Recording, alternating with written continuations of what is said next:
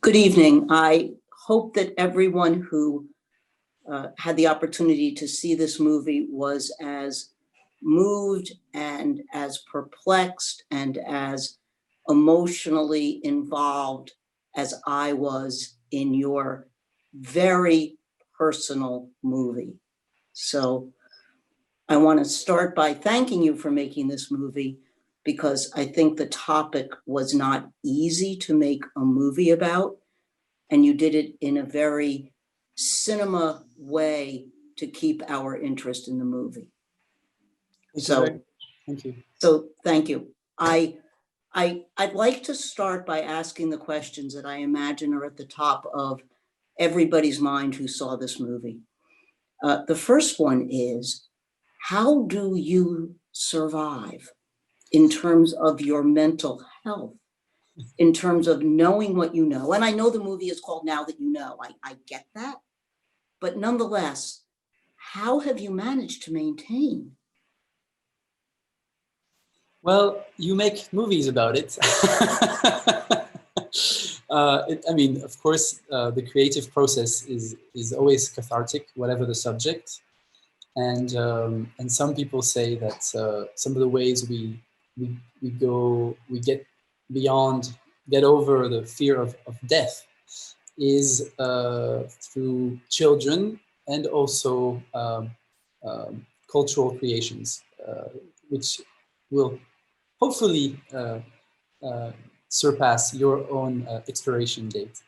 But more seriously, all these questions were part of my life before I started the film, and it was the seed, the initial desire for making this film was all these questions, were these questions. And so really making the film was a way for me to deal with them, and also, I think, in part, get over them. Not completely, because it really is a cycle. You come back to through the same stages of despair, sadness, anger, but every time you come back through these steps, you're changed. You're not the same, and so every time you take something out, your takeaway lesson is different, and for me personally, I think it really is a different journey for everyone. But I think for me personally, it really helped me go from a natural propensity for sadness. So people express their expressions in their emotions to world events in different ways. And for a lot of people, it's anger, but for me, it's sadness. And so it's really an internalized conflict. And the film helped me externalize that conflict. And we can see the process in the film and how we go from a rational, intellectual, scientific understanding of the world to an emotional understanding, and from that emotional understanding to a political understanding of your place in the world. And I think it now is, for me, a question of keeping that balance between the inner conflict and the inner struggle of knowing what is right, how to ethically live my life, and an external conflict of what are the power relationships and the power struggles that need to be fought in order for that internal conflict to have a place to exist. So Extinction Rebellion and non-violent civil disobedience have become part of my life when I was not an activist at all, even though I was very aware of all these questions. So it was really a matter of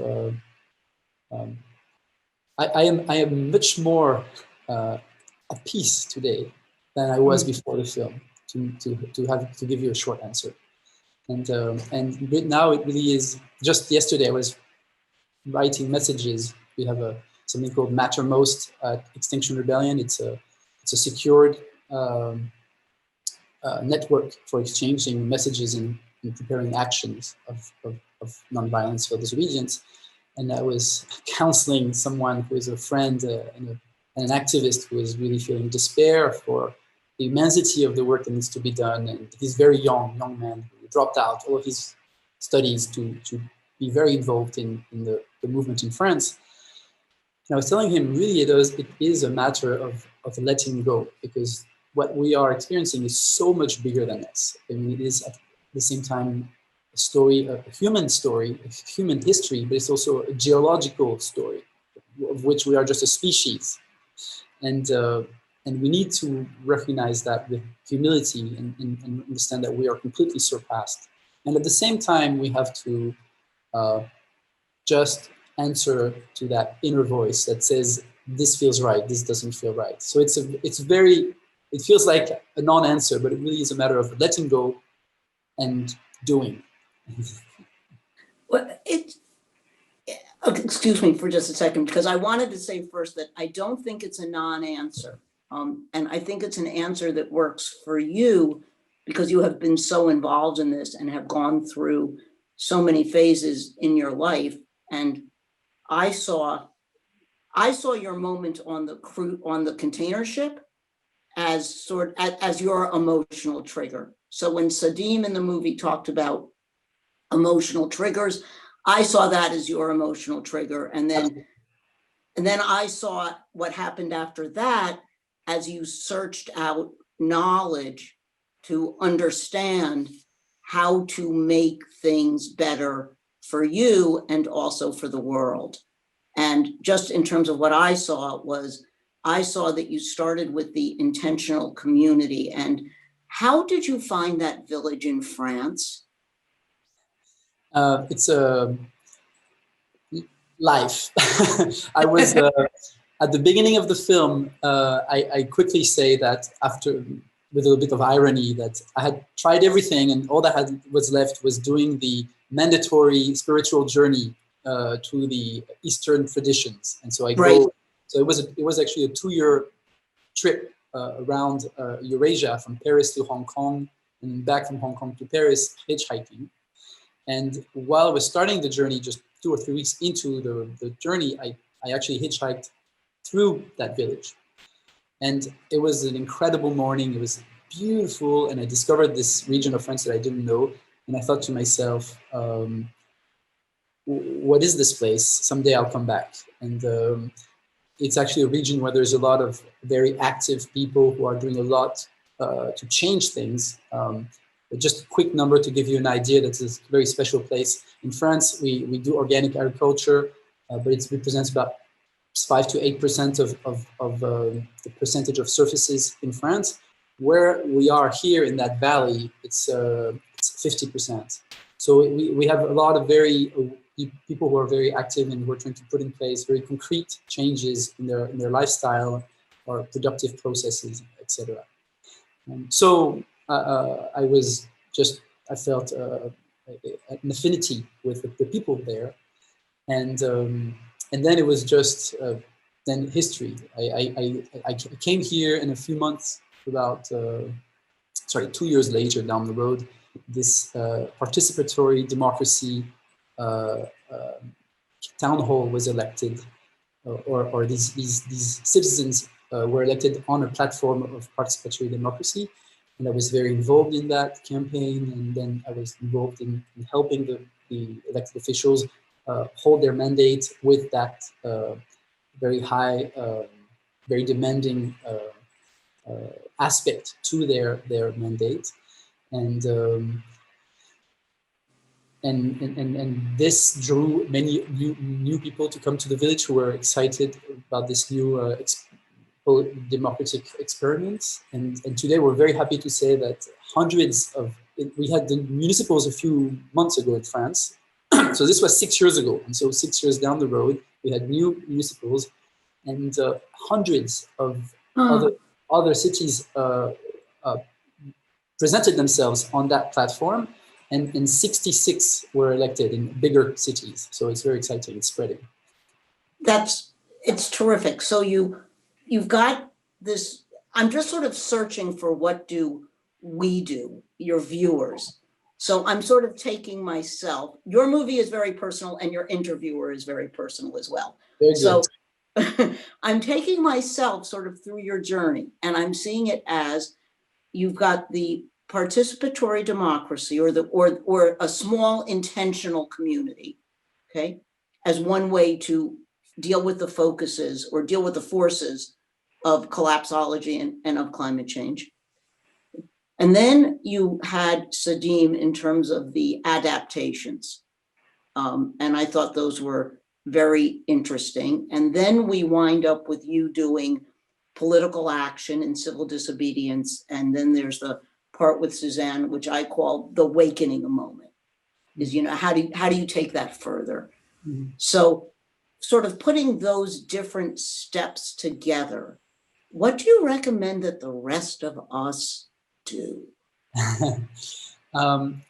I like to present things through the words and wisdom of Joanna Macy, who is an American writer and thinker who did a lot, who wrote, so she's based in Berkeley. She's at the same time a scholar on Buddhism, but also she was an activist in the 70s.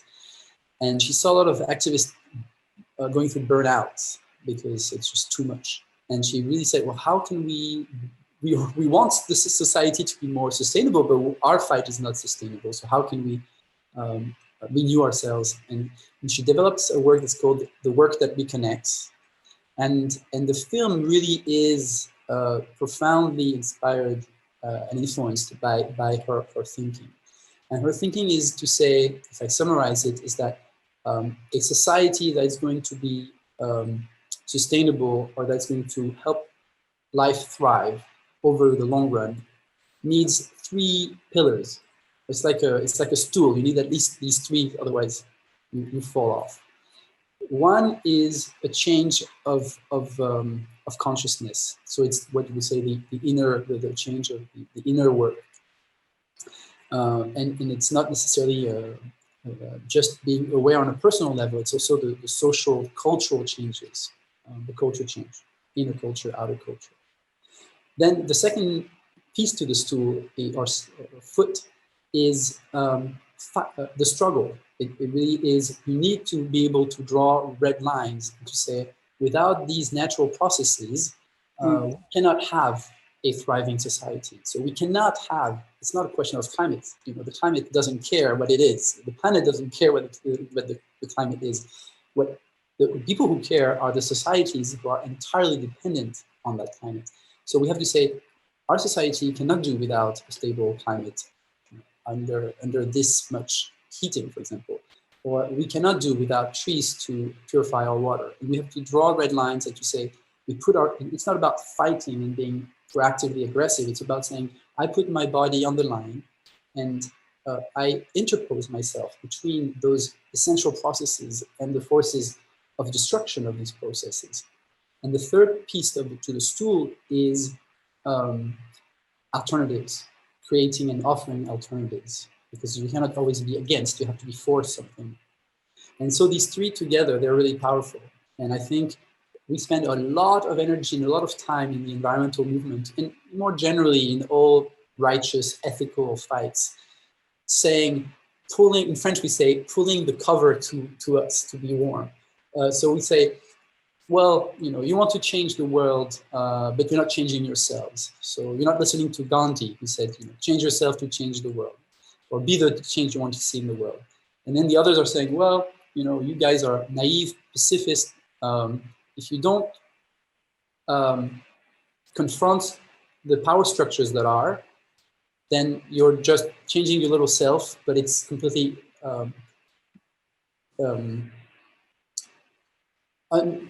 insufficient because you're just operating in a system that's not changing. You need system change before personal change. And so what I like about Joanna Macy's vision is that it's very integrative and very complementary. And I think we all have, to answer your question now, we all have a propensity to one of the 3. And some people just want to go in a cave and work on their, you know, personal development, and that's fine. But they need to also recognize that they are, what they're doing is not sufficient if they are not recognizing and supporting those who are working on these other 2 feet of the stool. And I try in the film to represent all 3 in different ways. Of course, the last one is the most obvious because this is the end of the film, the fight. but actually the alternative is throughout the whole film. It's weaved through the whole film. It's global, coming back to the local, and you go and find answers and bring them back home. And the relocalization of your economy, you know, your human ties and emotional bonds and all the interdependencies that give you power over your own life is the alternative that I offer as a small, as some kind of personal answer. And then the last step is the change of gaze, and that's of course the narrative arc of my character, which is changed by what he goes through. So I really encourage people to look at those three as equally important, see what they're good at, and support what they're not so good at. Huh. So at the very end of the movie, in the credits, where you had this one thing, it was really tiny, and it said, and I know I'm saying your film back to you, but there may have been somebody who didn't see it, so bear with me, okay? It said, humans searching for greater resilience are encouraged to turn to welcoming underpopulated rural communities and to keep below their carrying capacity, i.e., below the maximum population size that the land can support to satisfy basic human and non-human needs without deteriorating. Did that come from a particular place? Is that a quote from somewhere, or was that just your sort of, and I mean this genuinely, was that your momentary advice for those of us who are overwhelmed by the enormity and think, what can I do on a small individual basis? Yes, absolutely. It comes from a synthesis of the journey and I try to offer something concrete at the end. But we've actually decided in the final version of the credits, because some very tiny things have changed in the final version of the film, we've actually decided to take that out because I felt that it was too restrictive. Even though it's very concrete and it's one thing that I believe in, that it is ultimately my journey, and I'm already telling people this is what I think throughout the whole film. So it felt redundant to say it again and to state it like an advice. So actually, it won't be in the version that will come out in theaters in France on March 10th, during our theater release, and then the American release will be for colleges and universities, and they'll have a different end credits. So it's interesting you actually saw that little detail, because it was really a debate I had with myself. Do I keep that in, or is that just too help me? Focus, too narrow? Too focused, too narrow, and maybe too almost controlling. That, the power of art is to suggest, and then people have to find their own answers. Okay, it's interesting because first, I'm glad to hear you're getting a theatrical, I guess, is it a theatrical release in France? Yes, we'll have, we've just started the premieres. For the next 5 months, we'll have premieres everywhere in France, Belgium, and Switzerland, and then we'll have a theater release on March 10th, 2021. It's terrific. It's terrific. So before I let you go back to work, because I think that you actually picking up my child, my son Elio, from school. Oh, okay, better. I have to ask you, I think, the second question that's on everybody's mind, which is about COVID. Mm-hmm. First, do you think that COVID is caused by climate change? No, I think it would be simplistic to say that.